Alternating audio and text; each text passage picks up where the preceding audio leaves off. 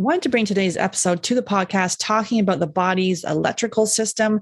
Today, we're talking about piercings, tattoos, scarring. So scars, internal scars, as well as external scarring, and C-sections too. So if you're dealing with secondary infertility, this is a really cool episode looking at as I say, the electrical system of the body and really why this matters when you're on the fertility journey. Excited for you to listen. I'm excited to invite you to a special masterclass where you'll learn how to improve your chances of pregnancy success if you have low AMH or high FSH. This live masterclass is on Thursday, December the 16th at 9 p.m. Eastern. All you need to do is go to Get Pregnant Freebie. That's Get Pregnant Freebie, FREEBIE.com to register, or click on the link in the show notes. And what you'll learn on this masterclass is what you need to know about low AMH and high FSH so that you can get pregnant naturally, how to know which diet will improve low AMH and high FSH so that you can stop wasting time and prepare your body for pregnancy success, why balancing this often overlooked hormone is essential to optimize low AMH and high FSH, and why many times you're being told everything is normal and healing opportunities are missed.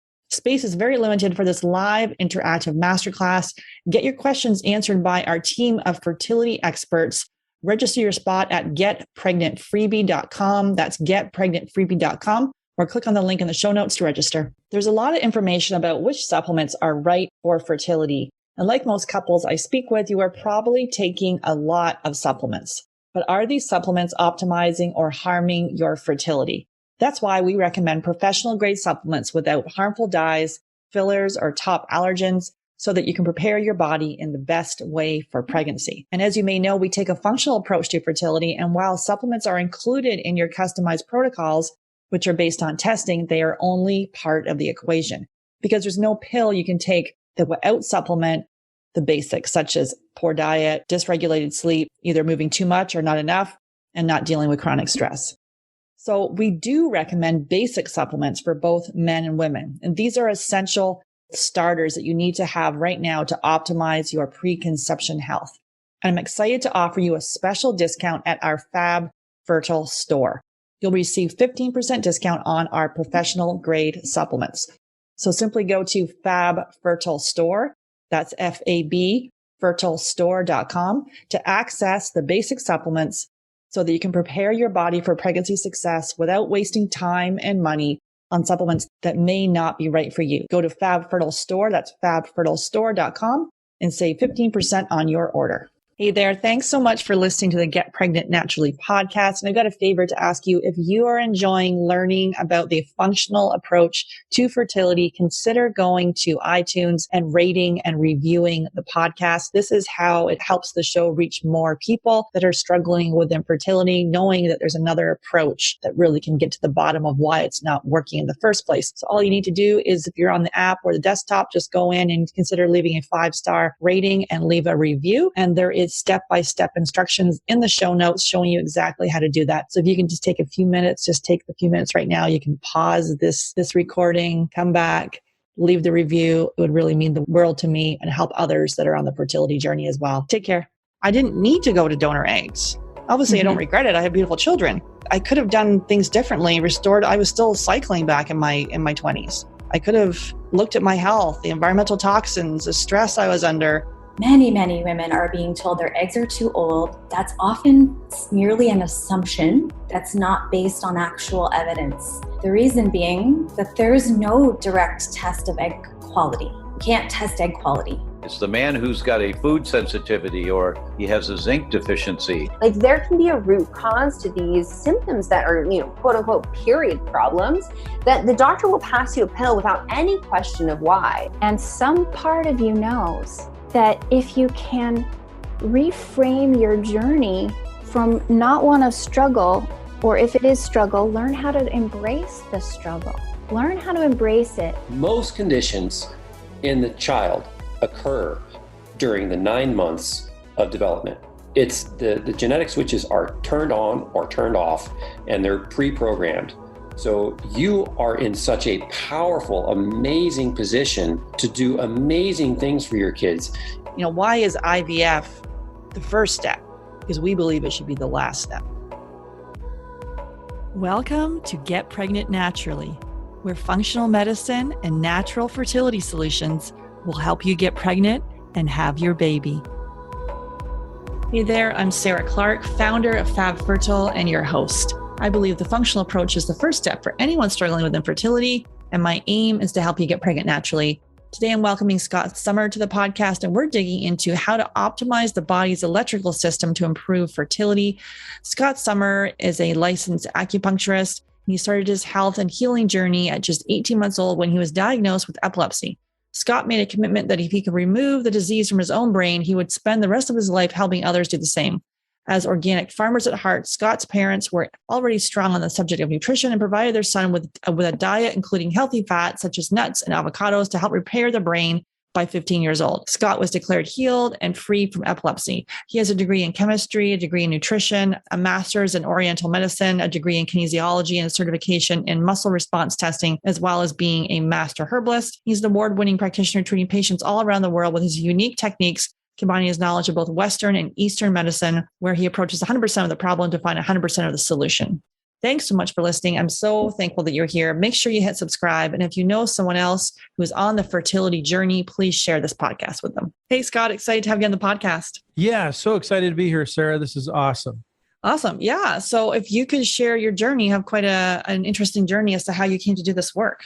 Yeah, absolutely. So it started in childhood for me. You know, I always say to patients that some people are born sick and then they find wellness, and other people find sickness later on in life. And then other people just, know that it's the best thing to do is just to stay healthy.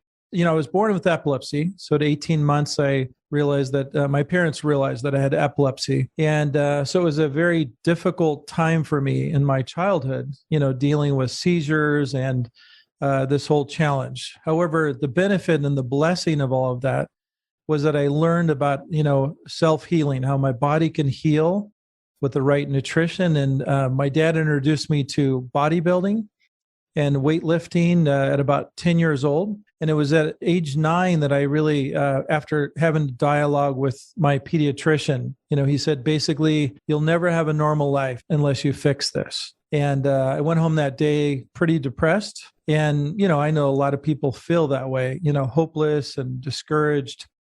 And so I said a prayer, and I continued working on my health after the information my dad had given me about as an organic farmer. He helped me eat the right foods and grew the best foods for me as I lived on the farm. And at age 15, I overcame epilepsy, and it was really a miracle. And so it was that whole journey of suffering in childhood that really helped me appreciate what people feel like, when they're not achieving the goals of their health that they want to, and how it can really change your life when you find answers. And so you credit the reversing epilepsy, was that kind of with diet or what, like the organic side of things, or what do you sort of credit that with? Yeah, well, first of all, I found out, I discovered through observation, I'm really kind of like this scientist, researcher, holistic practitioner. And I realized at a young age that if I was dehydrated, that was a factor. So I realized some lifestyle changes I had to make. I couldn't let myself get too tired or run down. I couldn't get too much sun or too much heat. And so those are the 3 major lifestyle changes I made. And the other was, basically just eating healthy foods and a high ketogenic diet, high fat diet. And so that was really the turning point for me. And I really believe that's how I overcame epilepsy. And then you came off medication and stuff for it then, did you obviously? Yeah, I just basically was given phenobarbital was the only drug that I was given. And I was basically told that I would never overcome it. And then basically, I slowly just got off the drug, and I never had a seizure again after about age 15. Yeah, because many people, we work with people that have been on, seizure medication for epilepsy, and it's impacting their semen quality. Obviously, a lot of side effects from some of that medication, right? And so to dig deeper into some of the diet and lifestyle standpoints, do you have anything you wanted to add on that? I do, yeah, for sure. So in Asian medicine, which is one of my degrees, we talk often about, both partners, husband and wife, have to be healthy. And so, many times we kind of exclude or, forget about the man in the equation of fertility, except for semen count and all. But, we think of, I think of it kind of like when I tell patients, when they come to me and they want to get pregnant and have a child, basically, I always say that it's very important that both of you, get healthy. And so when we go back to the semen count and whatnot, I think it's not just about, it's about quality, not just about the semen count, but also the quality of everything from the sperm to the egg. And then, of course, there's a whole nother aspect that we can talk about as far as female fertility and all of that.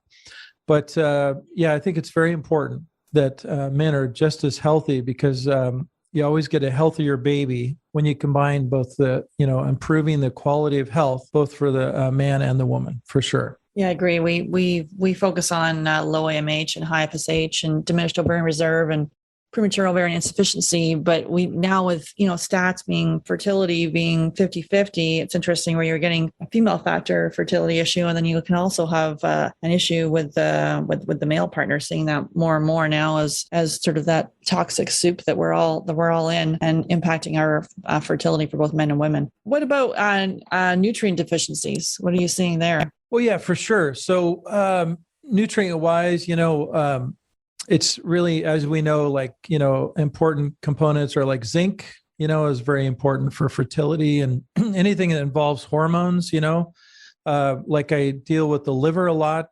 because as you mentioned, the toxic soup, it's not uncommon that between eating GMO foods, we know that definitely interferes with infertility. Mm-hmm. And so as an example, corn is like one of the worst things we could eat, and as well as hybridized wheat. A lot of gluten, intolerance as well can interfere with fertility as well. And but the most important nutrients are those that help support the liver. Also, fatty acids, are really important. But zinc, especially for men, is very important for sperm count. So those are the areas for men that we focus on as, we always do a detox because we know that if the liver is healthy, then the liver is able to produce the right amount of hormone balance. And then other areas, involving the endocrine system is the HP axis, which is involving the pituitary, hypothalamus.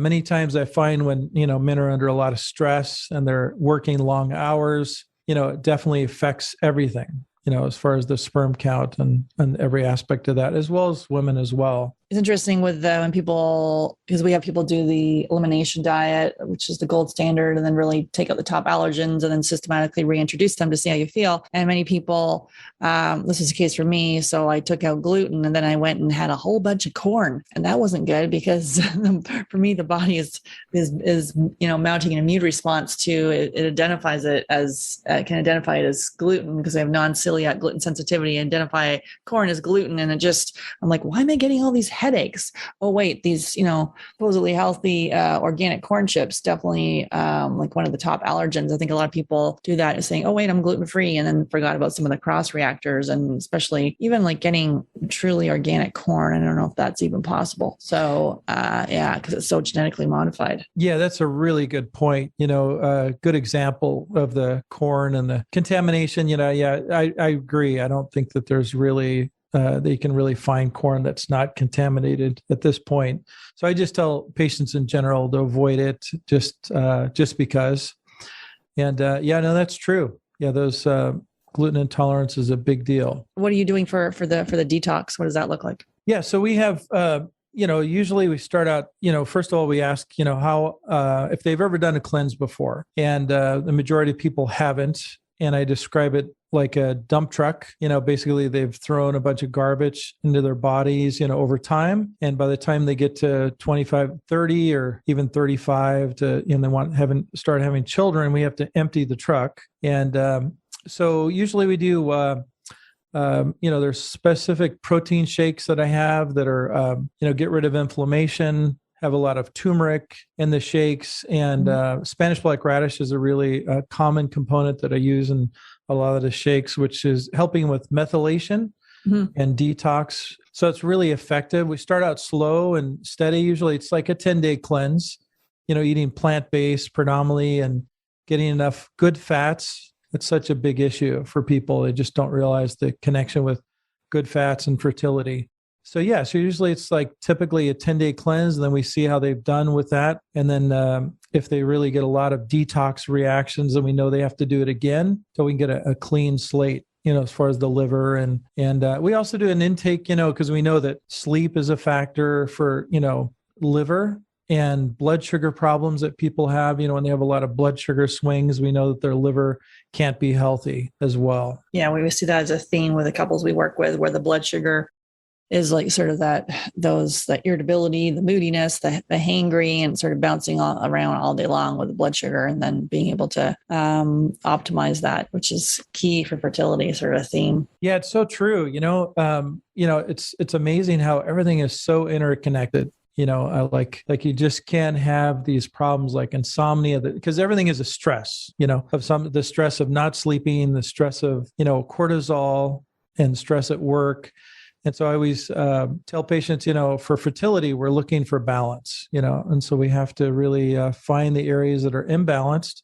And many times it's something that the patient doesn't even know anything about. They don't realize that waking up 4 times a night is not normal, or, eating every 2 hours is not a normal thing, like you said, with blood sugar. So it's really, I think, bringing the awareness up, about how complex fertility is, and how it's really interconnected to so many aspects of our life.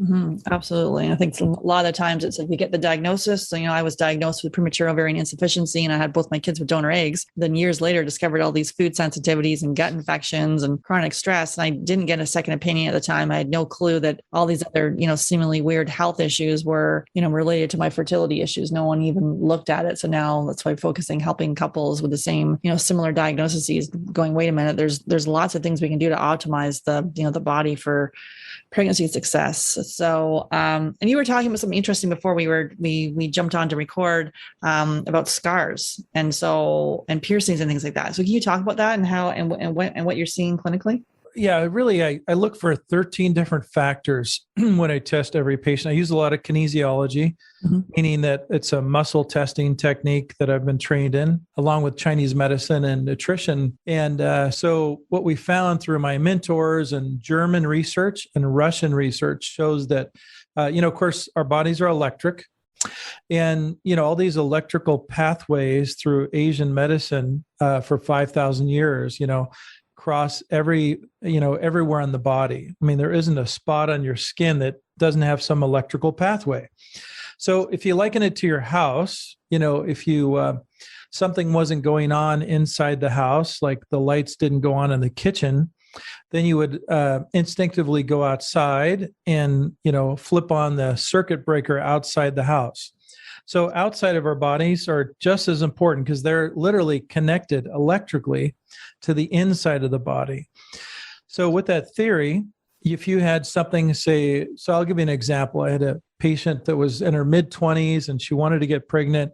There was no reason why she shouldn't be pregnant. I mean, she was fairly healthy, except that when I observed her and did the assessment on her as a new patient, I found that she had an earring that was pierced in an unusual spot. It was on the top of the ear, and it was right in the uterus area electrically in Asian medicine. And so I mentioned to her, I said, I really don't feel like you're going to get pregnant unless you remove this earring. And we also had to do a light treatment on it. So sometimes we have to remove an earring or some sort of a piercing. Usually belly button rings are very affect conception a lot, actually, and especially if it's metal. And so that's just an example of one thing. And then other scars can be tattoos, can interfere with electrical pathways on the skin, and then just scars from surgery, accidents. So it doesn't have to be a piercing, but typically it's a piercing, some sort of a cut on the skin or surgery, and then sometimes tattoos. So those are the 3 major areas of, and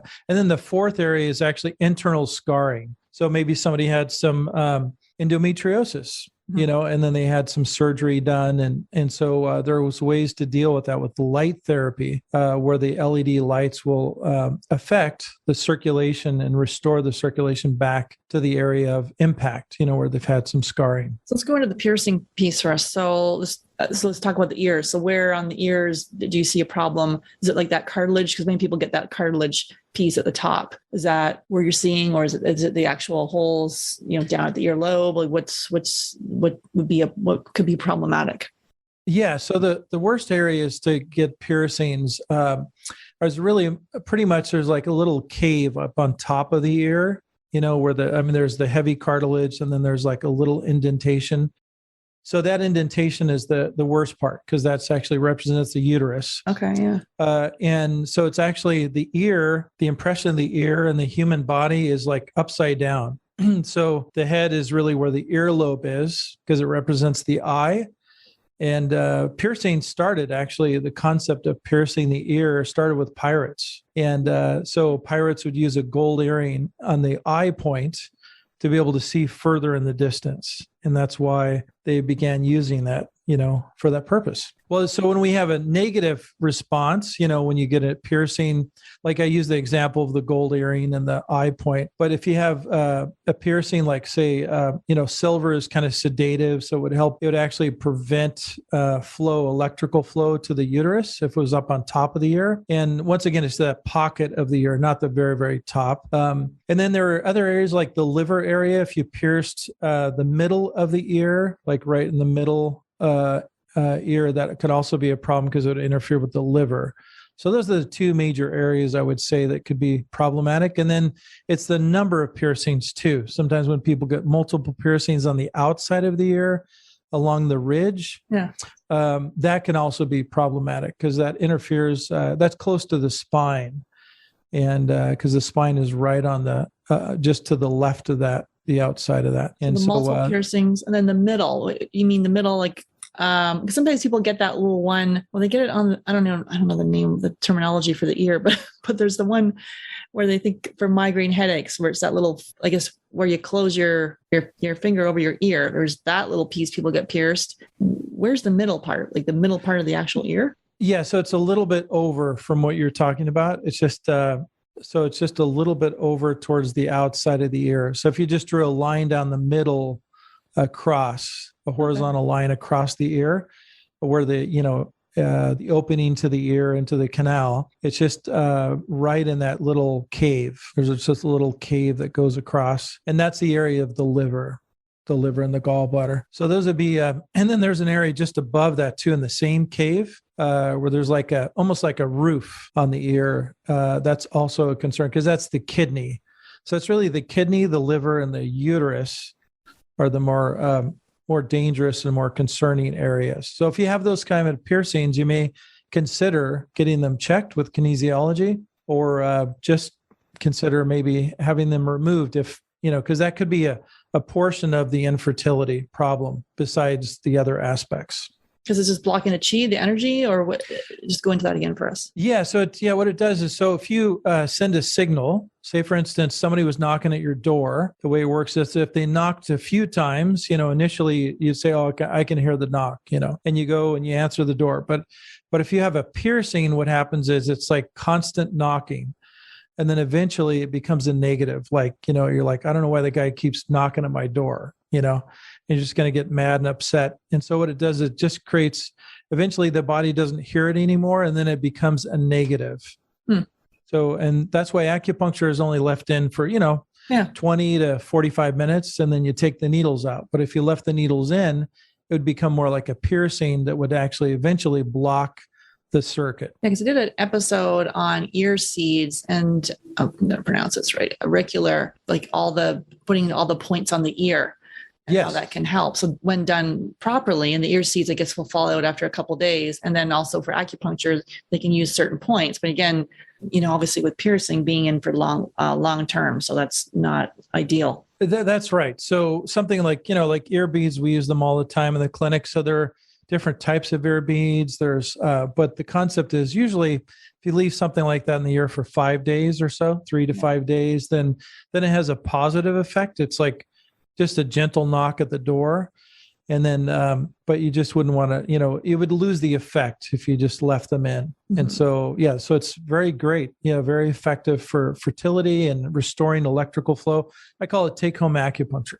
Yeah. Yeah, absolutely. Okay, so the ears and then the belly button is another problematic area for if you're dealing with a fertility issue. Why is that? Yeah, it's a good question. So it's because there's a conception vessel, which is the major circuit that goes up and down the body. So it literally goes up down the middle of the body, travels down into the uterus, below the belly button, and that's a very important point, that area. And then for fertility, it's used a lot for acupuncture points.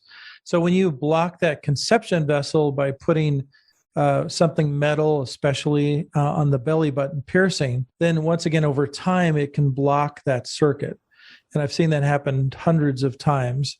And then above the circuit goes all the way up to the thyroid. Now, the thyroid plays a big role in fertility as well. And then it affects the HP axis, such as the hypothalamus and pituitary, because it goes all the way up the midline of the body. So that's why it's a major contributing factor for infertility for many people. Any other piercing spots? Everyone, there's piercing. People get piercing all over their body. So anywhere else that you see as a problematic? Yeah, I would say, the tongue is a factor, because once again, it's that same meridian circuit that goes down the midline. And then the lip also. So anything on the midline, I would say if you get a piercing on the midline, there's a chance. It's like kind of like throwing a 2x4 in the middle of a road, it can block traffic. Yeah. And so that's the way I would say that would be the most concerning. Anywhere on the midline is more serious. Mm-hmm. And midline being the tongue and the lips, so like in the middle there. Yeah, anything in the middle. Yeah, the tongue and the lips, the umbilicus. Yeah, okay. Exactly. And let's talk about tattoos. So what are you seeing there? Yeah, tattoos are kind of interesting. Sometimes somebody's had tattoos years ago, and it was kind of, they're using different ink now. Mm-hmm. But what happens is the ink acts like a block as well. It acts just like a form of a piercing because it gets into the electrical flow of the body and the acupuncture points. And so then you have a double problem, So the dual issue is that the ink can also be a toxin that can leach into the body over years. And so if it's an older tattoo, sometimes those are the worst. And then if it has a lot more color to it, there's different types of ink that create problems, and that usually affects the liver over time. And I remember reading an article recently of a woman who had, literally had all these liver problems and almost looked like she had hepatitis. She was a yoga instructor. She had multiple tattoos with vibrant colors, and she ended up having liver failure. It was a pretty serious situation. And so I'm always checking for that, to make sure that the tattoo is not contributing to the liver issue. We don't ever have to have anyone remove their tattoo, but sometimes we have to apply light. So we apply the therapies for scar problems, such as tattoos, is we apply a light, which is like an LED combination of blue light, infrared light, and red light. And so this is a medical device that we, kind of cups forms around the body, wherever the tattoo is. And then usually it's a 20 to 30 minute treatment. And it's very effective for restoring the electrical flow that's been blocked over the years by tattoos. So it's typically an older tattoo will be worse. The color tattoos, is there specific colors? No, I haven't really narrowed it down to that. To be honest, I just think it depends upon the tattoo artist, the quality of the inks that they use. And now they're a lot better. I think the inks are a lot safer than they've ever been, than in the past. But, and it's interesting too, the body kind of decides, what's important, and so many times it can be the smallest tattoo on somebody's wrist. Like I just saw somebody earlier today before coming here to this podcast, and she has multiple tattoos and not all of them are active. So I call it an active tattoo or active scar. Is something that's interfering with the rest of the body. And so in her case, there's only 3 of 7 tattoos that were affected on her left side of her body. And so that's really important to find the balance of where the blocks are. And so it never hurts to apply an oil. That's the other treatment we use, is to apply either wheat germ oil or sesame seed oil typically. And you just rub it into the scar for 3 months, like at night before bed. And it's just a small enough oil just to be able to rub into the scar area of the tattoo. And then it helps to reverse the electrical block. And it doesn't change the physical look of the tattoo or the scar, but it affects how the mind and the body are connected. Okay, so the sesame seed oil or wheat germ oil, obviously if you have gluten issues, you don't want to do wheat germ, but the sesame seed oil then, I guess, for 3 months, that can help with that electrical flow. That's right. Yeah, it's just something somebody can do at home, and it's very easy. And sesame seed oil is probably the most common and easiest, to avoid the gluten intolerance. And I like sesame seed oil. Yeah, it's amazing. And so the light therapy then, is there a specific type you're looking for? Like what is it? If someone's trying to find a practitioner, what would you be looking for?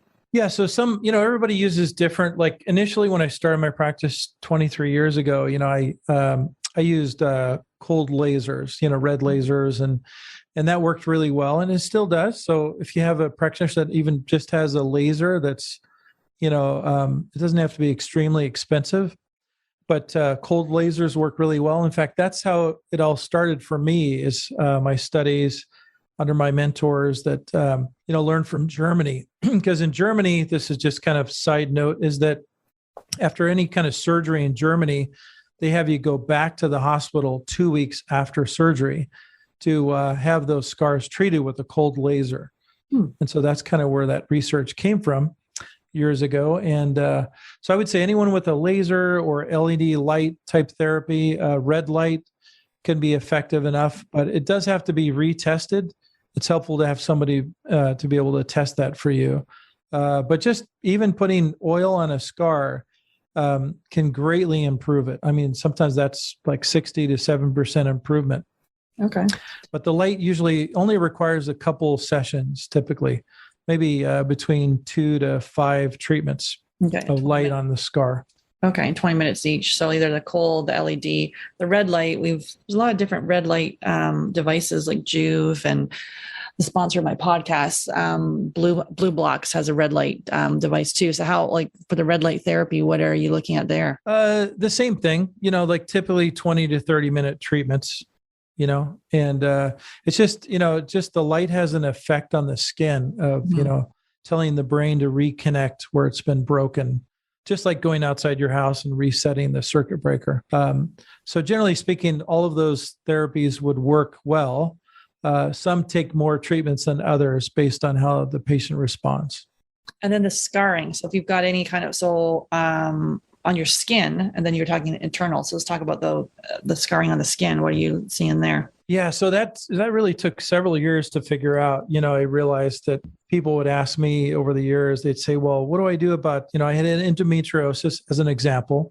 There's tremendous scarring with that, right? And that can greatly interfere with fertility. So as I thought about it over the years, well, these lasers aren't going to necessarily work on this, per se, unless there are some lasers that can help, that go deeper than just the skin. And so I found that this LED light combination, like I'd mentioned, the blue, the red, and the infrared, it does help internally, and it deals with internal scarring.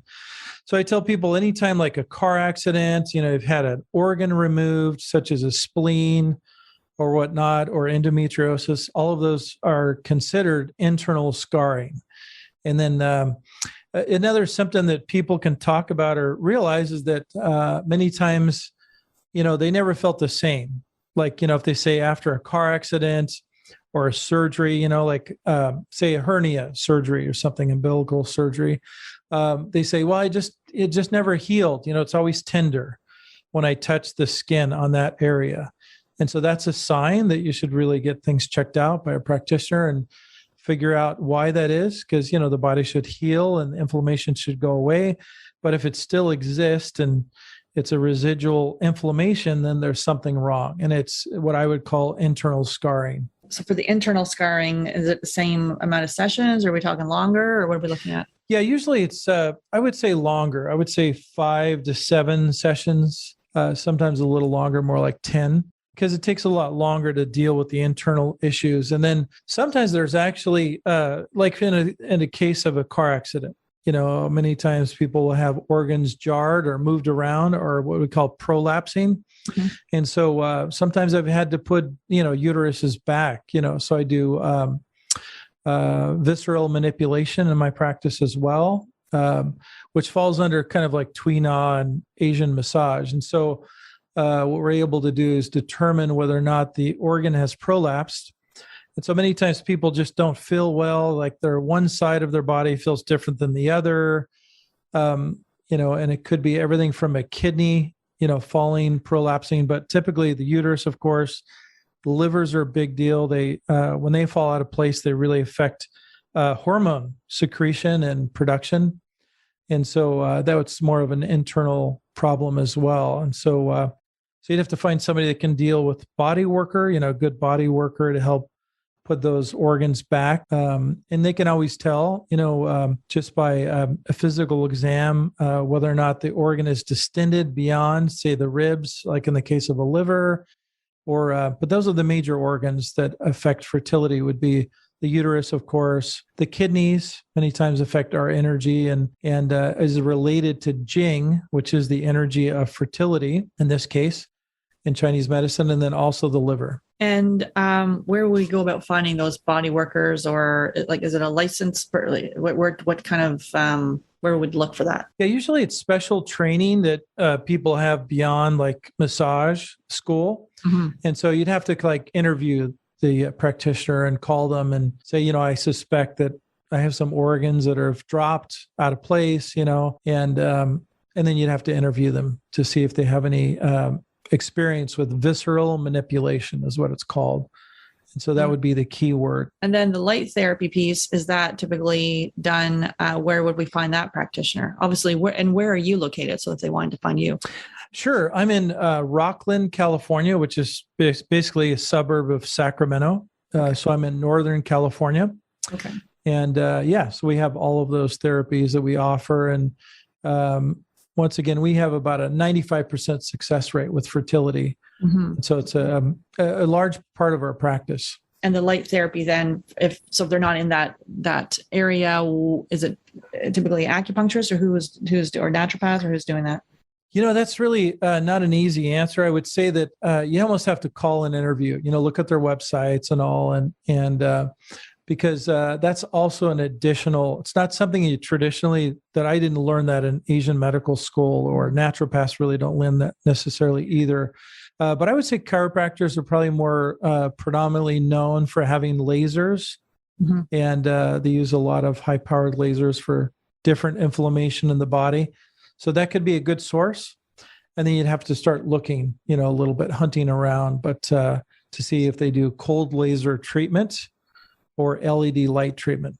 So those are the kind of questions we're looking for, the cold laser or the LED. Yeah. Okay. Right, exactly. Yeah, because all of this is kind of like fairly new to this country, to, right. The United States, and but very commonly known in Europe. Okay, and what about the ones, the scars on the skin? Yeah, so on the skin, once again, the protocol is that they start doing the oil okay. on the scar, and then they have to come in for 3 to 5 treatments of the light therapy. Okay. And those are the protocols. And then it's really important to remember that, it's so easy to forget, because it's something new to do, to put oil on at night on your scar. And you don't need a lot of oil, but you do need to be consistent, because it does take about 3 months for the scar to heal. And are there any specific scars that the locations that would be more problematic? Let's see. I would say once again, definitely the ankles area, around the ankle. Like I've had people that have had IVs as a kid, it's a common area where they put IVs in. And so, as when we get older, as we age, the scars kind of grow or change, the location. But there's some major meridians that come up the inner leg that involve the kidney meridian and fertility. And that feeds into the uterus, and also for men into the sperm count. So that's very, very important, those inner ankle area. So if you've ever broken your ankle, or if you had some kind of trauma, or you have scars in that area, it's really important to address them.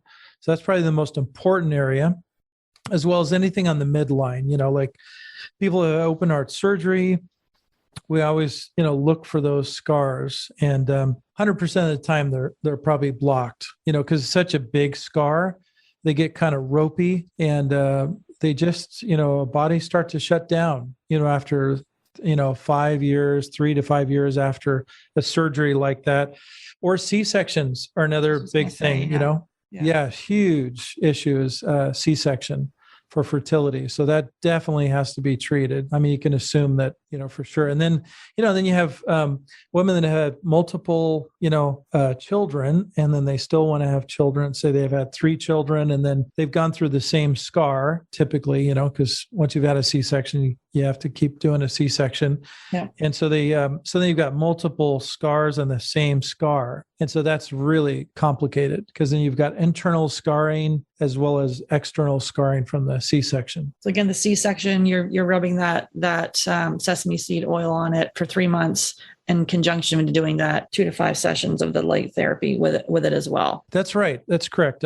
Yeah. So, and then like I'll give you another example too. I know this about fertility, but the other part is it's surprising how a circuit such as a C-section scar can affect so many other aspects of somebody's health. Like I had a woman that she basically had insomnia. As soon as she had a child and she got a C-section, she just was never the same. And it affected her sleep, her energy. She was depressed.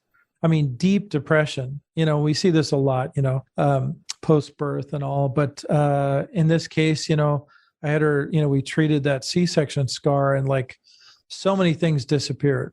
Like it corrects so many problems. And it's really no different than an electric panel in your house. I mean, it just has multiple connections. Yeah, I can see a lot of secondary infertility too, right? So yes, with the C-section. Yeah. And then also C-section with, the internal scarring, obviously, with that, or adhesions. And you talked about car accidents and things like that. And so the light therapy. Yeah, definitely. That type of triple combination light therapy, especially for internal. I haven't found the laser to be as effective. I don't feel like it really reaches those internal tissues, but many times chiropractors and whatnot have, other types of expensive lasers that could work for that purpose. And anything else you'd like to say about the body's electrical system? Obviously, that's a huge topic, but as it relates to fertility, anything that's coming to mind? Yeah. So, we use a lot of electrical over the years. I started off in electrical engineering and chemistry in college. Then I pursued, natural medicine. As a pre-med student at Davis, I realized that was really what I'd been taught my whole life was about nutrition. So I was 9 years old. I've been reading nutrition books. So I would say that when I found at Davis, what changed my mind to change my major from pre-med to alternative medicine was really reading a book about Asian medicine. And it was a piece that my dad didn't know anything about. He knew about fitness and farming. But, when you really realize more about the electrical system, because you're not going to learn that from your MD just because they're not trained in, the electrical system of the body. But it really is important to take care of your skin.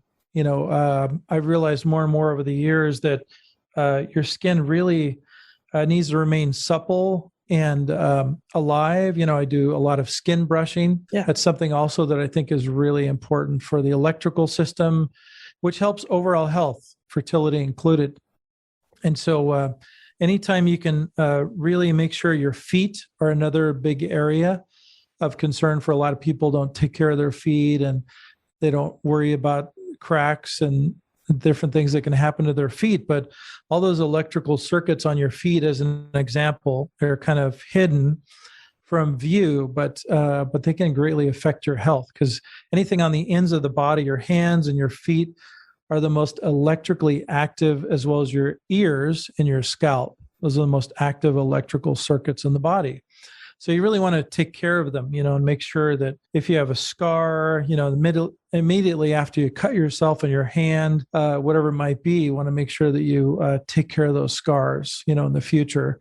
And especially that's why we want to avoid surgery, right? Is because that creates another scar. And so I always tell people you got a double problem, right? Like if you lose your gallbladder, that's never good. My rule is always hold on to your organs, but But, then you're going to get a scar. And so some of the worst scars are the longest scars because they cover a larger area, like the old gallbladder surgery, right? Wow.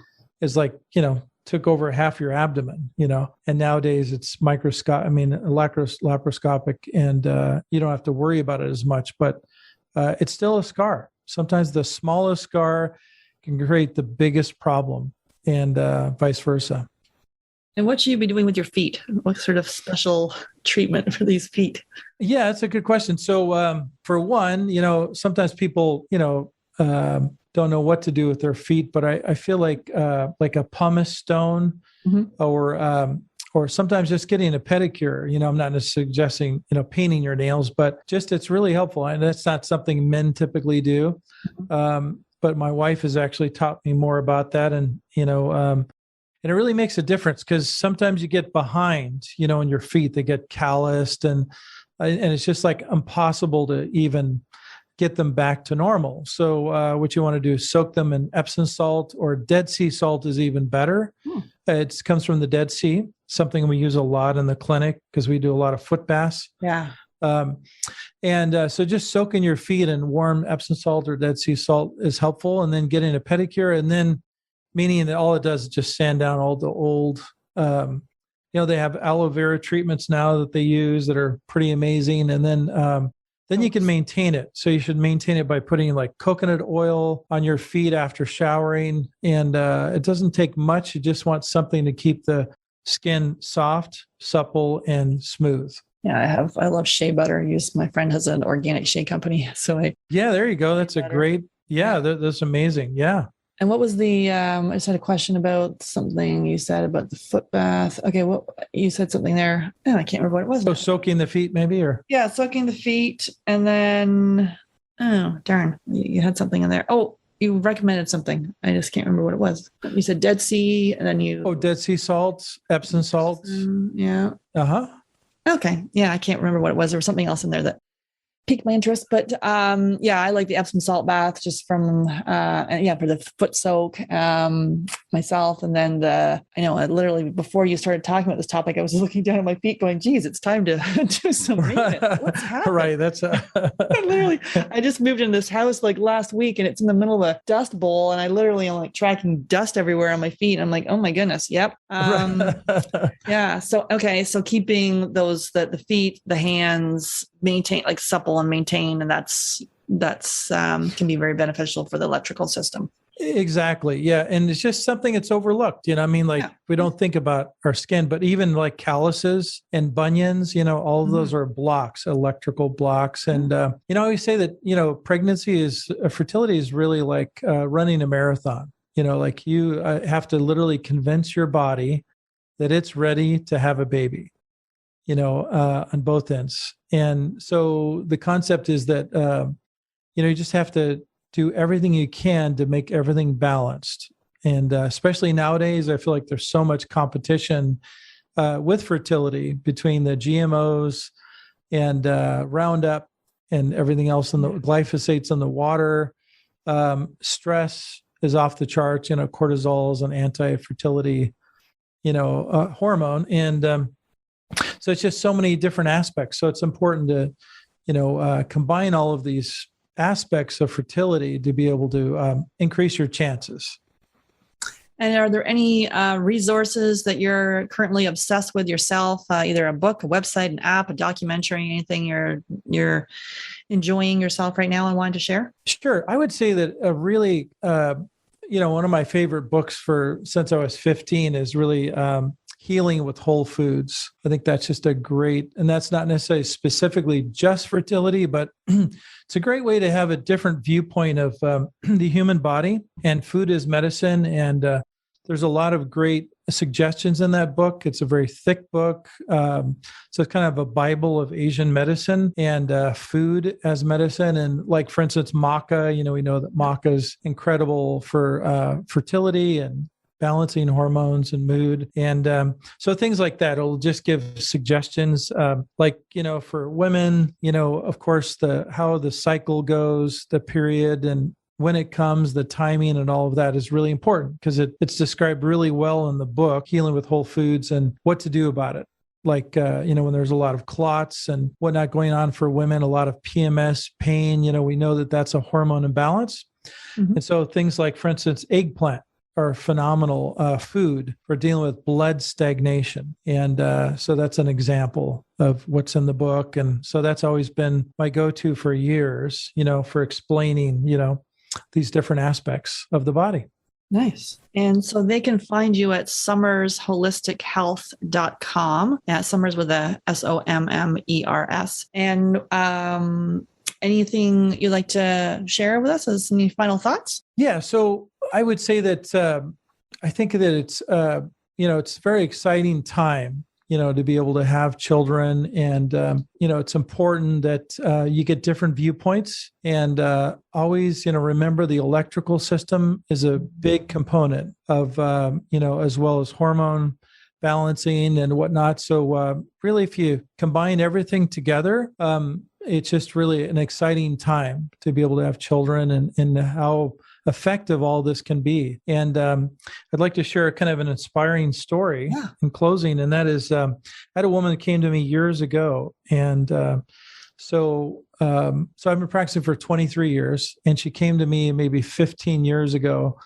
And she had tried fertility treatments. So you can imagine she was doing fertility treatments. Not only is it costly, time consuming, and not always effective, but she did this for 4 years. Mm-hmm. So they were just financially just devastated, as well as emotionally. You can imagine trying something without success. And she was just so desperate to have a family. And so she came to me and I, did my assessment. And after 6 months, I saw her once a month for 6 months. That's my protocol typically. And I included acupuncture and herbal medicine and nutrition and lifestyle changes, checked all the scars, got all that aligned. And then she came in 6 months later and she said, "You're right." And I said, "About what?" And she said, "Well, I'm pregnant. And you told me I'd be pregnant in 6 months."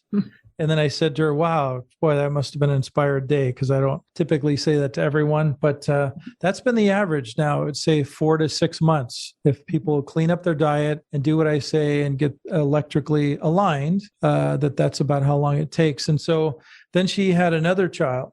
And then she had another child. So, I helped her have 3 children. And she wasn't as excited after the third child. At that point, because by the way, she was reaching 40. Mm-hmm. I mean, she was probably 38 when she started. So not only was the time clock ticking for her, but also she had tried all these other therapies. So I just, to give your listeners some hope, it really can work. I mean, it can actually even work better than some of these fertility treatments where they charge thousands of dollars. To find somebody that you match with, connect with, that can help you, and it can really work. So then I told her after the third child, well, you have to figure that one out. I can start the process, but I can't stop it.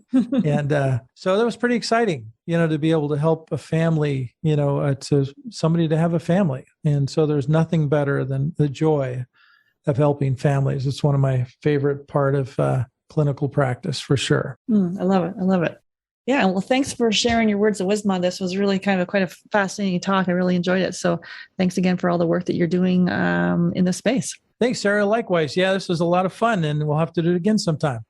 I'm excited to invite you to a special masterclass where you'll learn how to improve your chances of pregnancy success if you have low AMH and or high FSH. This live masterclass is on Thursday, December the 16th at 9 p.m. Eastern. Go to getpregnantfreebie.com. That's getpregnantfreebie.com to register or click on the link in the show notes. There's a lot of information about which supplements are right for fertility. And like most couples I speak with, you are probably taking a lot of supplements. But are these supplements optimizing or harming your fertility? That's why we recommend professional grade supplements without harmful dyes, fillers, or top allergens so that you can prepare your body in the best way for pregnancy. And as you may know, we take a functional approach to fertility. And while supplements are included in your customized protocols, which are based on testing, they are only part of the equation because there's no pill you can take that will out-supplement the basics, such as poor diet, dysregulated sleep, either moving too much or not enough, and not dealing with chronic stress.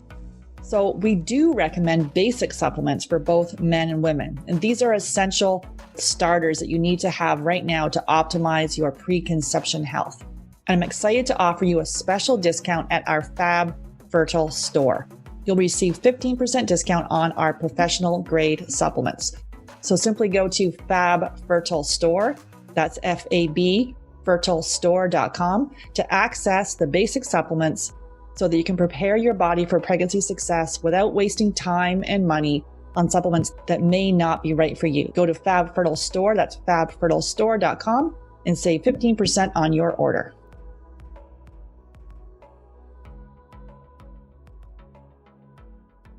The Get Pregnant Naturally podcast, including show notes and links, provides information with respect to healthy living, nutrition, lab testing, and is intended for informational purposes only. The information provided is not a substitute for medical advice, diagnosis, or treatment, nor is it to be construed as such.